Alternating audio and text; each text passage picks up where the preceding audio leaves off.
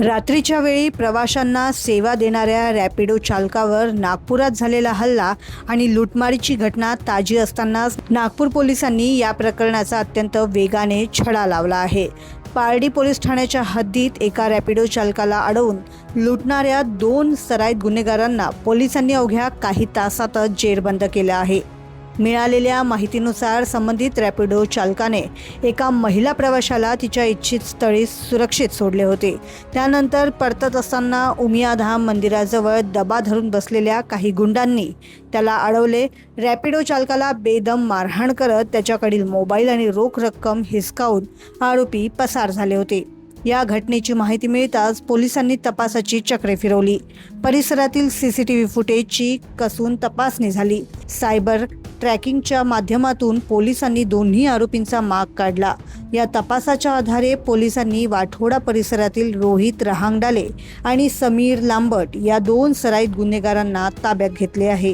गुन्हे शाखा युनिट क्रमांक 5 आणि पारडी पोलिसांनी ही संयुक्त कारवाई केली असून आरोपींकडून 1.5 लाख रुपयांचा मुद्देमाल देखील जप्त करण्यात आला आहे।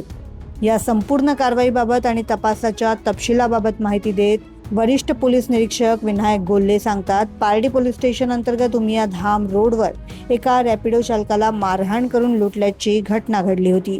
या घटनेचे गांभीर्य ओळखून गुन्हे शाखा युनिट 5 आणि स्थानिक पोलिसांनी संयुक्त तपास सुरू केला। परिसरातील सीसीटीव्ही कॅमेरे आणि सायबर ट्रॅकिंगचा उपयोग करून आम्ही अत्यंत कमी वेळेत दोन्ही आरोपींना निष्पन्न केले। रोहित रहांगडाले आणि समीर लांबट या 2 सराईत गुन्हेगारांना वाठोडा परिसरातून जेरबंद करण्यात आले आहे। त्यांच्याकडून 1,50,000 रुपयांचा मुद्देमाल देखील जप्त करण्यात आला आहे। पुढील तपास पारडी पोलीस करत आहेत, अशी माहिती विनायक गोल्हे यांच्याद्वारे देण्यात आली।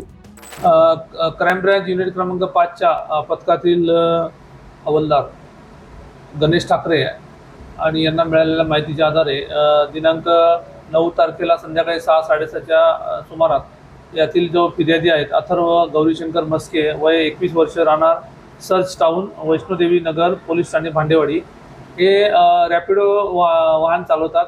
सायंकाळी एक सवारी सोडण्यासाठी ते उमियाधाम या परिसरात जाऊन तिथे सवारी सोडल्यानंतर त्या ठिकाणी असलेल्या एका तलावाजवळ ते थांबून सेल्फी काढण्याचा प्रयत्न करत असताना काही अनोळखी व्यक्ती आले आणि त्याला शिवीगाळ करून त्याच्याकडचा मोबाईल हिसकावून आणि त्याच्याकडचे पैसे घेऊन चोरीला गेले। अशा प्रकारे त्यांनी दिलेल्या फिर्यादीवरून पोलीस स्टेशन पारडी या ठिकाणी रॉबरीचा गुन्हा दाखल करण्यात आला होता। त्या अनुषंगाने युनिट क्रमांक 5च्या पथकातील गणेश ठाकरे आणि PSI सांगोळे, त्यानंतर आमचे इतर पथकातील अंमलदार चंद्रशेखर गौतम यांनी कसोशीने प्रयत्न करून त्याचा रिव्हर्स ट्रॅक शोधून सायबर क्राईम ब्रँचमधील पथकातील PSI झिंगरे आणि त्यांचे पथकातील अंमलदार यांनी मदत करून आरोपींचा मागोवा घेत कोणत्या ठिकाणावरून त्या ठिकाणी आले होते अशा प्रकारे CCTV कॅमेरे जवळजवळ आम्ही 20 ते 25 CCTV कॅमेरे चेक करून आरोपींचा मागोवा घेतला। त्या आधारे एका पेट्रोल पंपावर आरोपींनी 130 रुपयाचं पेट्रोल भरलं। त्याचं ट्रान्झॅक्शन आयडी प्राप्त झाल्यानंतर त्या अनुषंगाने आम्ही त्या ट्रान्झॅक्शन डिटेल्स, त्याचा मोबाईल नंबर आणि गाडीचा नंबर प्राप्त झाला, ॲड्रेस प्राप्त झाला। त्या अनुषंगाने आम्ही यामधील मुख्य जे 2 आरोपी होते त्याचं नाव रोहित रतिराम रहांगडाले वय 21 वर्ष, राहणार छत्रपती नगर वाठोडा। दुसरा आरोपी समीर उमाजी लांबट वय 18 वर्ष, राहणार शिव छत्रपती नगर, पोलीस स्टेशन वाठोडा। 2 आरोपींना आम्ही ताब्यात घेतलं। त्यांच्याकडून 2 गुन्ह्यामध्ये वापरलेले 2 वाहनं, त्यानंतर 2 मोबाईल, त्याचबरोबर यातील जबरी चोरी केलेले पैशापैकी 500 रुपये आम्ही रिकवर केलेला आहे। आणि हा मुद्देमालासह दोन्ही आरोपींना पोलीस स्टेशन पारडीच्या ताब्यामध्ये पुढील कारवाई करता देण्यात आलेला आहे।